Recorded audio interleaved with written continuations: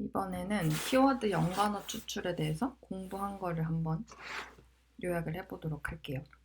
그 문서 내에서 지금 키워드나 연관어를 뽑아내야 되는데 그거를 할 때 제일 중요한 건 예를 들면 어떤 단어가 나올 때 이 단어가 계속 나오더라. 그러니까 같이 일어나는 코어 어커런스를 제일 핵심 개념으로 둔다고 하죠. 그래서 이 코어 어커런스의 개념을 항상 생각을 하면 되는데 우선 키워드를 추출을 할 때 그럼 도대체 키워드가 뭐냐라고 생각을 했을 때 키워드는 문서에 자주 등장을 하면서도 그러니까 즉 문서의 전체적인 내용을 커버를 할 수 있으면서도 그리고 이 문서에 등장을 한 이 문서의 키워드를 뽑고 싶은데 다른 문서에도 진짜 많이 나오는 단어다. 뭐 은는 이가 뭐 이다 이런 것 같은 경우는 이 문서의 키워드가 될 수 없으니까 문서에 자주 등장을 하면서도 구분이 가능한 디스크리미네이티브 파워가 있는 커버리지가 높으면서도 디스크리미네이티브 파워가 있는 단어다 라고 생각을 해볼 수가 있겠죠. 그래서 키워드를 추출을 할 때는 첫 번째 두 가지 방법이 있다고 합니다. 그게 첫 번째는 상대적인 출현 비율을 통해서 계산을 해내는 거고 계산을 해서 키워드를 뽑아내는 거고 두 번째는 PMI라는 이제 수치를 이용을 해서 뽑아내는 건데 어찌됐든 이것도 모두 어떤 단어가 등장을 할 때 다른 단어도 같이 등장을 하는지 그러니까 뭔가 동시에 등장을 하는지를 기준으로 뽑아내고 있다고 생각을 해주시면 돼요. 코어커런스. 이게 되게 쉬운데 물론 그냥 개념 자체는 이 상대적 출현 비율 같은 경우에는 어떤 내가 키워드를 뽑아내고 싶어 하는 요 문서가 있어요. 그래서 이 문서들이 있고 그 외에 관심이 없는 문서들이 있는 거죠.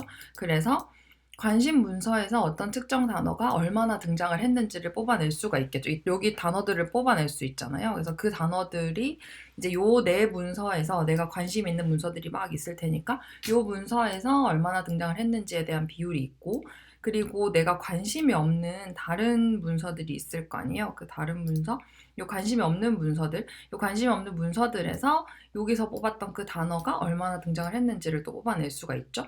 그래서 이 두 개를 더한 것분에 관심 문서에서 그 특정 단어가 얼마나 등장을 했는지 요 비율을 통해서 이제 키워드의 점수, 그러니까 키워드라고 생각되는 그 단어들의 점수를 뽑아내고 이 점수가 높은 거를 키워드로 이제 뿅 하고 나타내게 되는 겁니다.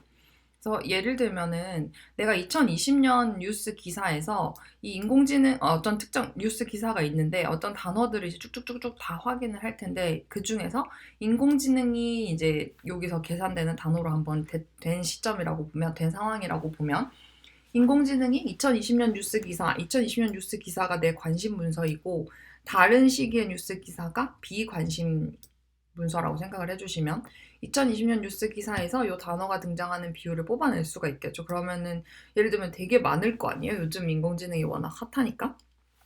그래서 이 등장 비율이 예를 들면 여러 가지 기사에서 30%였다.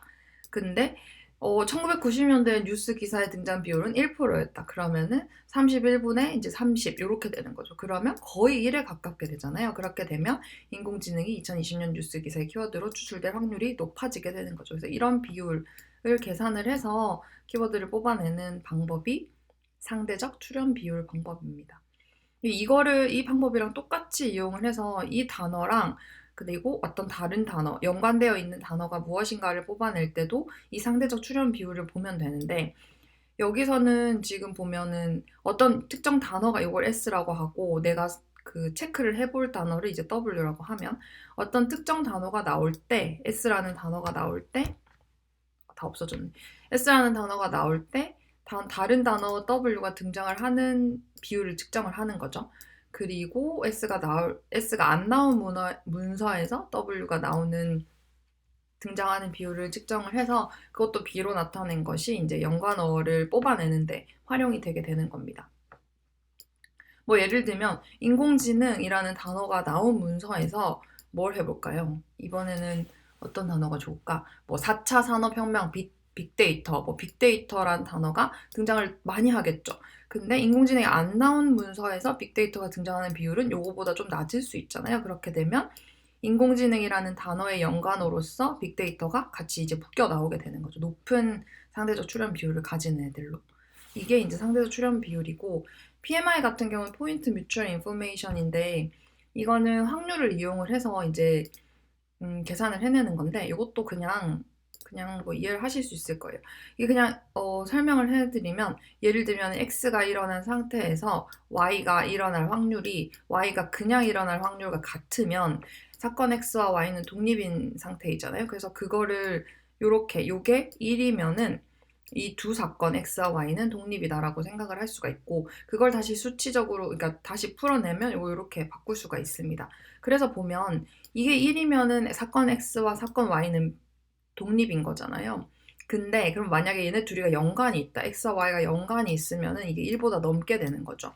그래서 그러면 1보다 넘게 되면은 두 사건은 연관이 있는 거고 x와 y 1이면은 사건이 독립이고 그다음에 1보다 작으면은 그건 모르겠네요. 그럼 일단 1이랑 이렇게만 해보면 지금 보면 1이고 1보다 크면 이렇게 되면 헷갈리니까 여기 로그를 씌워주게 되면 로그 1은 0이잖아요. 그래서 독립이면 0이 되고 그다음에 사건 x가 일어날 때 y도 더 많이 일어나면 플러스를 가지게 되고 사건 x가 일어날 때 y가 안 일어나게 되면 그러니까 덜 일어나게 되면 마이너스의 값을 가지는 식으로 로그를 씌워준 것이 바로 PMI가 되는 거죠.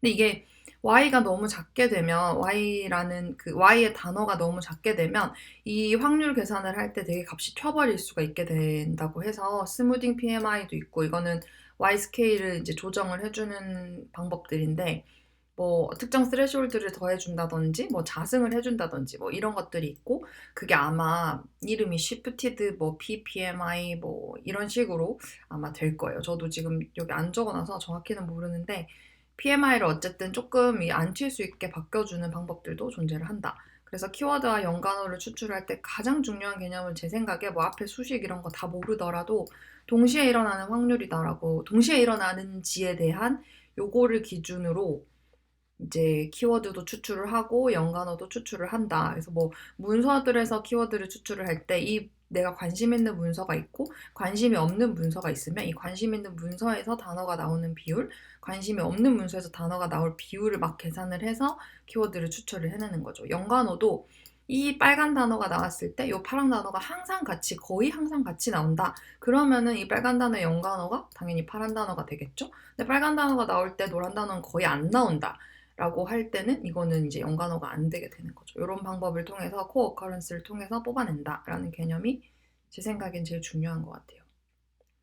그리고 뭐 그 뒤에 앵그램 추출이라는 게 있는데 그냥 앵그램 추출도 할 수 있는데 앵그램이 그냥 보면 유니그램 그냥 개념만 간단히만 설명을 하면 유니그램은 이렇게 하나씩 이렇게 뽑아낸 거라면 바이그램은 이거를 쌍을 짓는 거죠. 영화 없었다. 뭐 아니면 재미 없었다. 이렇게 두 개씩 쌍을 짓는 거고 앵그램은 세 개 이상의 단어 조합을 하는 거죠. 그래서 앵그램을 뽑아내서 뭐 여러 가지를 할 수 있다라는 그냥 개념적으로만 정리를 하고 그 다음으로 나오는 건 이제 클러스터링이 나오는데 내가 만약에 문서를 뉴스 기사를 막 몇백 개, 몇만 개를 이제 추출해냈어요. 그러면 뉴스 기사가 어떻게 묶이는지를 또 보고 싶을 거 아니에요? 그럴 때 쓸 수 있는 게 클러스터링의 방법이고, 여기 보면은 요렇게, 여기 얘네들끼리 클러스터링이 되겠죠? 그래서 이렇게 내 이 클러스터 안에들은 유사하게 하고, 이 다른 바깥 클러스터와는 요 둘이는 다르게 하는 식으로 뽑아내는 거여야 되는 거죠. 그래서 말이 되게 쉬운데 실제로 구현하는 거는 그렇게 쉽지 않다고 합니다. 그래서 지금은 그냥 K민즈가 그냥 킹왕짱이다 정도로 저는 이해를 하고 있는데, 그러니까 킹왕짱 그러니까 뭐 울며 겨자 먹기식이긴 하지만 어쨌든 그냥 K민즈로 문서를 군집하면 된다라고 하고 문서 군집화를 할 때 이제 코사인 거리를 이용을 하라고 해요. 문서 군집화에서는 꼭 그래서 스페리컬 K민즈를 이제 쓰시면 된다고 합니다. 뭐 개념적으로는 지금 이거는 제가 옛날에 K민즈를 한번 해본 건데 데이터로 해본 건데 여기서 개념은 예를 들면 이게 클러스터를 뽑아낼 때 이렇게 지금 이렇게 나뉘어지게 되는 거잖아요. 좀 애매하긴 한데 이렇게 나눠지게 되면 이 경계면을 보로노이 다이어그램이라고 한다고 하고 실제로 이 코사인을 통한 거리는 벡터의 내적을 활용을 하기 때문에 벡터의 내적을 통해서 서로 유사한 것들끼리 이제 모아주게 되는 거죠. 그래서 클러스터를 형성을 하게 되고 뭐 그 정도로 제가 지금 정확하게 이해를 다 못하는 것 같긴 한데 제일 중요한 건 어쨌든 코사인을 통한 거리 계산을 통해서 이 문서들을 어차피 이 문서들을 벡터화를 시키게 되면 수치로 다 표현이 돼 있을 거 아니에요. 이 이 수치로 표현이 된 것들끼리의 이제 벡터 간의 내적을 활용을 해서 더 유사한 애들끼리 이제 모아준다라고 생각을 하면 되지 않을까요? 아, 이거 설명하려면 되게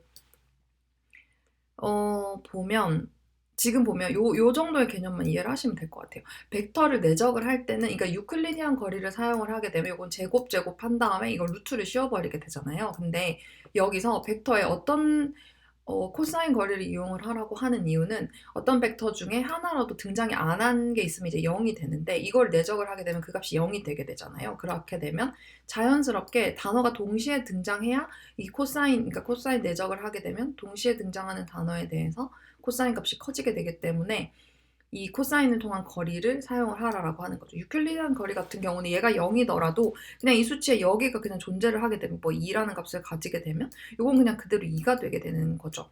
그래서 등장을 안 하더라도 그러니까 코어커런스를 확인을 할 수 없는 L2 놈을 사용을 하기 때문에 문서 거리에서는 유클리디안보다는 코사인을 통해서 계산을 해라라고 하는 거고 K민즈도 당연히 리미테이션 되게 많고 그런데 요것도 뭐 그냥 다른 거에 비해서는 그나마 괜찮다 정도로 이해를 해볼 수가 있었습니다.